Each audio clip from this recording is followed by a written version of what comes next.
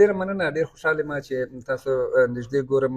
یو ځل بیا مو په ویسټ انډیز کې ګورم. تېر ځل چې موږ او تاسو لیدلي وو، تاسو د 2019 کلن ټیم کې وئ، په نړیوال جام کې د انګلند سره لوبه کې مو هلته سره لیدلي وو. اول ځل دی تاسو د افغانستان ملي ټیم کې په نړیوال جام کې د خپل هېواد استازیتوب کوئ. دا احساس او د 19 کلنو د احساس ترمنځ، د نمایندګۍ ترمنځ کوم فرق ګورئ چې هو ولې نه، ځکه 2022 د 19 کلنو نړیوال جام و، هغه دا ډېر توپیر لري، ځکه داسې دا ډېر غټ سټیج ده. دلته یعنې د ملک کومه نمایندګي کول چې دي هغه به ډېر یعنې ډېر زیات ماغزه غواړي، سوچ غواړي. هغلته چون عمر هم دومره هغه نو، خیر اوس هم دومره نه ده، خو دې ته چې دا د نېشنل ټیم نو دې ته ماغزه ډېر زیات پکار دي، او کوم زیار او کوشش چې د هغه به ډېر ورته کوي، نو توپیر یوازینی ده.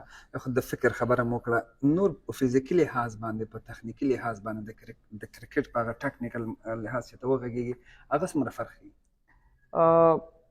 کرکټ چې ده یعنې 10% کوم سکلز چې دي ته به په هغو کار کوې، 90% ټول د دماغ لوبه ده، مغزو لوبه ده. نو هغه سکلز چې دي هغه 10% دي، خو د 90% دا کوم هغه چې دی دې مثبت، لکه مثال هغه 10% سکلز چې دي په هغو به ته ډېر زیات کار کوې.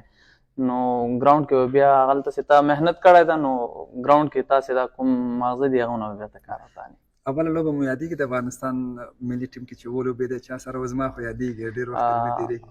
هو زما لومړنۍ لوبه چې وه د آیرلینډ خلاف وه، ډیبیو، هغه که T20 وه که ون ډې وه، د آیرلینډ خلاف وه. هغه چې تاسو وځلېدئ، ډېر وستایل شوئ، افغانانو ستاسو لوبه خوښه کړه، کپټان هم ستاسو په اړه خبرې وکړې، کوچ هم ستاسو په اړه خبرې وکړې. لوبې نه مخکې مو داسې فکر کوو چې زه به وځم نن بله ورځ او کوشش به کوم چې ښه کیچونه واخلم، ویکټ یې واخلم، منډې، داسې کوم پلان د ذهن کې و که نه تاسو ویل چې نه بس اوله لوبه ده، کوشش به کوم چې آهسته آهسته هر څه مخې ته لاړ شي؟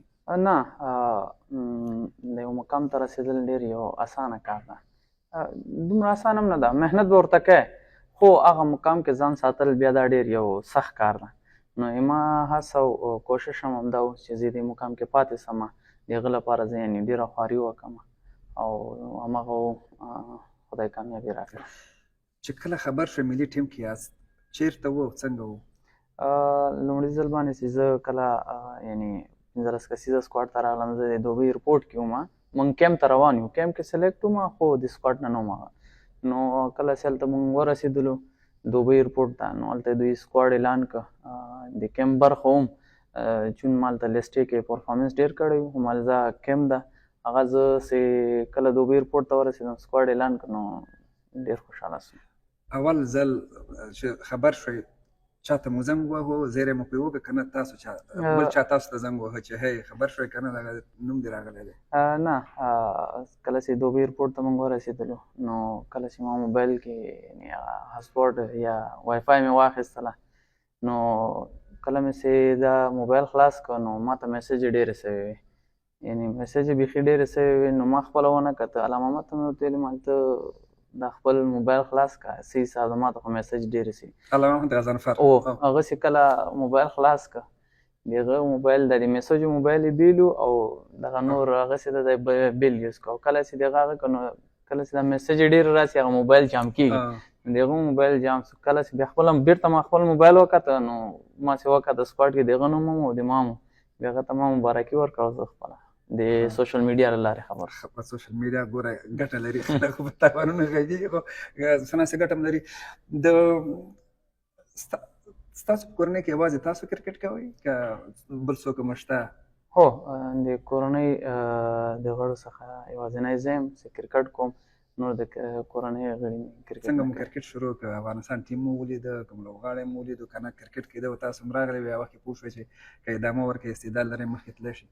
نه، لومړي سر کې ما د کرکټ سره ډېر شوق علاقه مې وه. ما حفظ کو، نو زه به مدرسې نه چې کله راووتم، ما به ټیپ بال کوم، نو هغه نه ټیپ بال نه ما شوق ډېر شو. چې کله زه یعنې کرکټ سره مې علاقه ډېره وه، نو پلار مې راته ویلې ته یعنې داسې نه صبرېږي. بیا زه بوتلم یو کلب کې، هلته داخله راته وکړه، نو هغه نه تر ننه پورې، نن نه 11 نیمه کال مخکې تر اوسه پورې کرکټ کوم. چې لږ مخکې لاړې مسلکي کرکټ ته هټبال ته راغلی، کوم لوبغاړی مو ذهن کې وساته چې ننګیال غواړي چې دغه لوبغاړي په څیر شي؟ هو اول نه اخره پورې د افغانستان لوبغاړو څخه مې نور علي خوښېده، د هغه بیټینګ.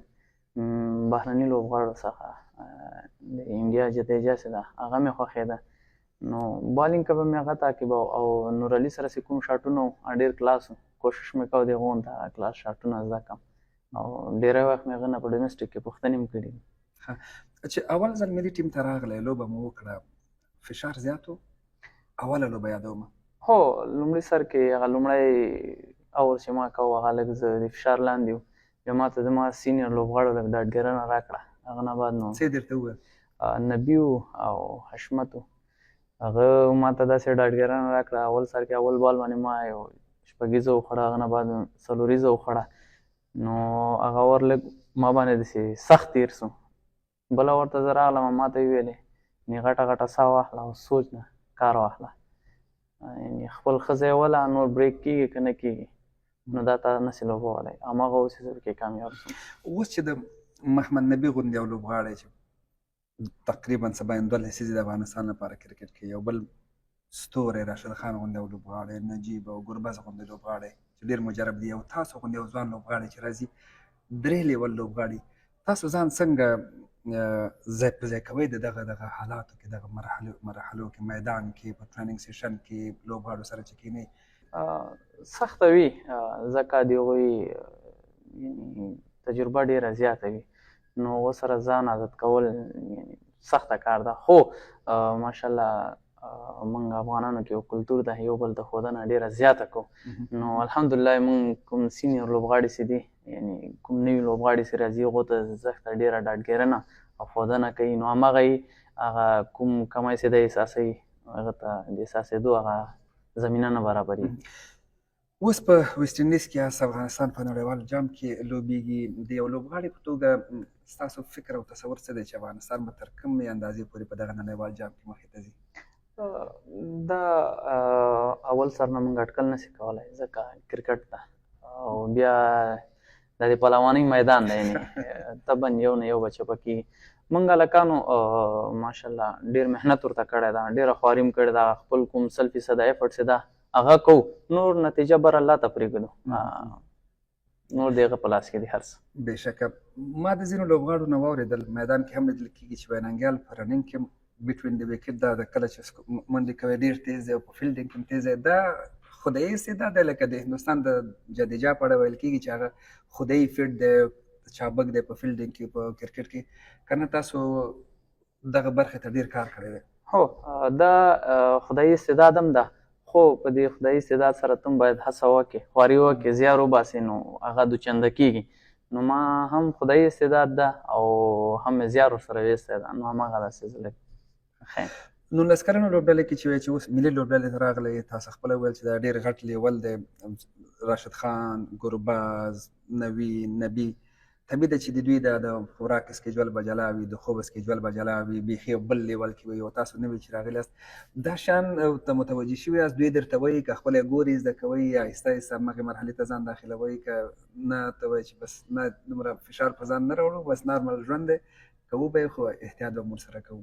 نه، دا چې کله ته د کرکټ کوم پروفیشنل ژوند ده ډومسټیک نه شروع کېږي، کله چې ته ډومسټیک کرکټ وکړې هلته تا ته خپله معلومات کېږي د ښه خوراک او یعنې د خوب او خپل کوم روټین چې ده د هغه برابرول یعنې ډېر ضرور دي. نو هماغه د همغې مرحلې نه شروع سي تر دې وخته پورې، نو دلته چې را رسېږي تا ډېر شیان ترې زده کړي. نوی شی مو ولیدو ملي ټیم کې چې 2-3 شیان مو لیدلي وي تاسو چې دا خو انډر 19 ټیم کې نه و، دلته دا ګورو باید دا کار عملي کړو په ځامه چې ته هغه کړی په حساب هغه د انګریزانو په اصطلاح سرپرایز شوی، حیران شوی؟ هو ولې نه، دلته کوم هغه سچویشن چې ده هغه ډېر ټف ده، ځکه دلته رسېدل یعنې ډېره زیاته خواري غواړي.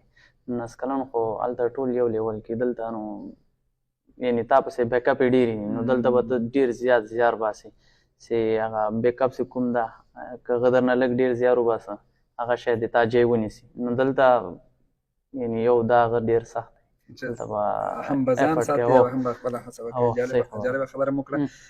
تاسو محمد اسحاق او صدیق اتل یو ټیم کې وای فکر کوم 19 کلن که صدیق اتل تاسو سره نو محمد اسحاق او تاسو وای چې زه درغلی وم اوس درې واړه دغه 19 کلن ټیم نه راغلي یاست نور احمد هم در سره و په هغه ټیم کې په ټیم کې مو ناسته ولاړه دوی سره ده که نورو سینرو سره هم کې ډېره ناسته ولاړه کوئ نه د مونږ داسې سیسټم نه ده هر لوبغاړی یعنی یو جلا خوی لري یعنی هر یو داسې یو خوی ده چې دا فیلینګ تا ته نه درکوي چې ته له ما نه جونیر یې یا زه له تا سینیر یم نو که هر یو سره کښېنې د هغو څه بېله زندګي ده بېله هغه ده مونږ کوشش کوو چې خپل سینیر سره ډېر کښېنو ځکه هغو نه زده کړه وکړو او د ستاسو موجودیت د محمد اسحاق موجودیت صدیق اتل موجودیت په ټیم کې دا د افغانستان د کرکټ د آینده په اړه څه پیغام لري تاسو ته نورو ځوانانو ته چې خواري وکړي دی حتی رسېږي که خواري ونه کړي نه رسېږي عمومي ډول